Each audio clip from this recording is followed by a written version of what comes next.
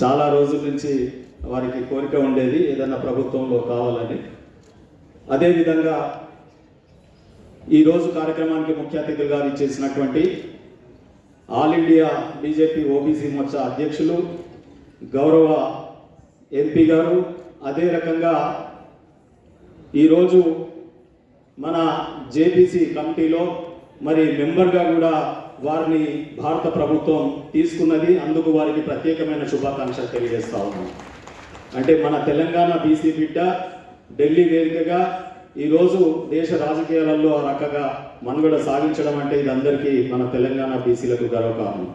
అదే రకంగా ఈ కార్యక్రమానికి ఇచ్చేసిన పెద్దలు వి హనుమంతరావు గారు, అదే రకంగా వి శ్రీనివాస్ గౌడ్ గారు, మా అన్న బండ ప్రకాష్ అన్న గారు, ముఖ్యంగా ఈ వేదికని ఇంత ఎఫెక్టివ్గా నిర్వహిస్తున్న మరి ఈ రాష్ట్రంలో నాకు ఇష్టమైన బీసీ సంఘం జాజుల శ్రీనివాస్ గౌడ్ గారి అధ్యక్షతన మరి వారి టీం అందరికీ కూడా నా యొక్క ప్రత్యేకమైన శుభాకాంక్షలు.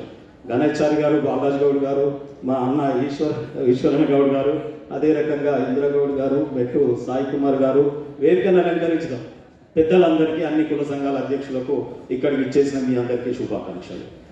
అన్ని విషయాలు సావిత్రిబాయి పూలే గురించి మన అందరికీ తెలుసు. ఇక్కడ ఉన్న వక్తలందరూ మాట్లాడతారు. వారు చెప్పినటువంటి 1-2 విషయాలు నాకు నచ్చినాయి. మొట్టమొదటిగా ఈ దేశంలో, భారతదేశంలో మహిళా కళాశాలని ఏర్పాటు చేసినటువంటి వీర వనిత జ్యోతిరావు సావిత్రిబాయి పూలే గారు. ఇది గొప్ప అచీవ్మెంట్. 1848 వారు మహిళా విశ్వవిద్యాలయాన్ని ఏర్పాటు చేయడం. అదే రకంగా ఇంకొక వారిలో నచ్చినటువంటి కొటేషన్ ఏంటంటే, వారు విద్యను సాకారం చేసుకోండి, స్వయం పరిపాలన దిశగా ఉండండి, ఆత్మగౌరవంతో జీవించాలి, ఆ తర్వాత లిటరేట్ అయ్యి లిబర్టీ కోసం పోరాటం చేయాలనే కొటేషన్ వారిది ఏదైతే ఉందో అది చాలా నన్ను చాలా స్పందింపజేస్తూ ఉంది. అదే రకంగా రాబోయే కాలంలో రాష్ట్ర ప్రభుత్వం జయంతి కార్యక్రమాన్ని నిర్వహిస్తున్నందుకు నిజంగా కూడా ఈ 75 ఏళ్ల తర్వాత ఈ రాష్ట్రంలో ఈ రోజు నిర్వహించుకోవడం అంటే అది నిజంగా కూడా ప్రభుత్వానికి శుభాకాంక్షలు తెలియజేస్తా ఉన్నాను. కానీ ఈ ఒక్కటితో సరిపోదు.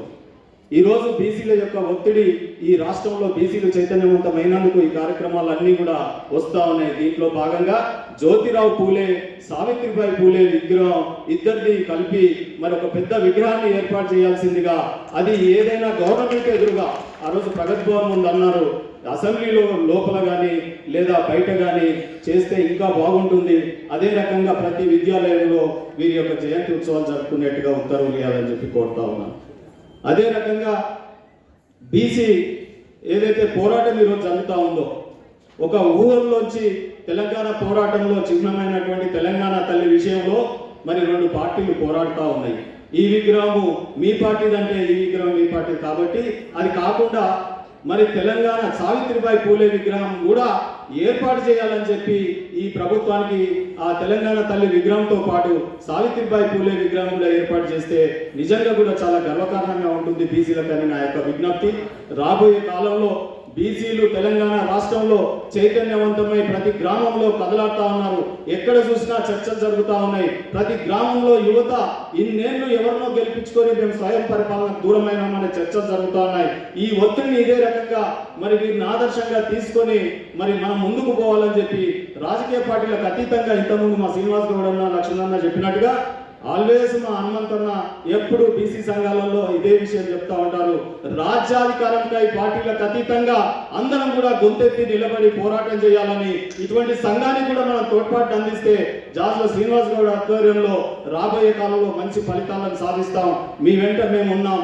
జాజుల శ్రీనివాస్ గౌడ్ గారికి మీ సంఘం వెంట అన్ని పార్టీలకు ర్యాలీ అవుతామని చెప్పి పోరాటాన్ని ఉధృతం చేయాల్సిందిగా మీ అందరినీ నేను కోరుతా ఉన్నానని చెప్పి తెలియజేసుకుంటూ జై సావిత్రిబాయి పూలే. థ్యాంక్ యూ అన్నగారు. Thank you. మీ బాధ అంతా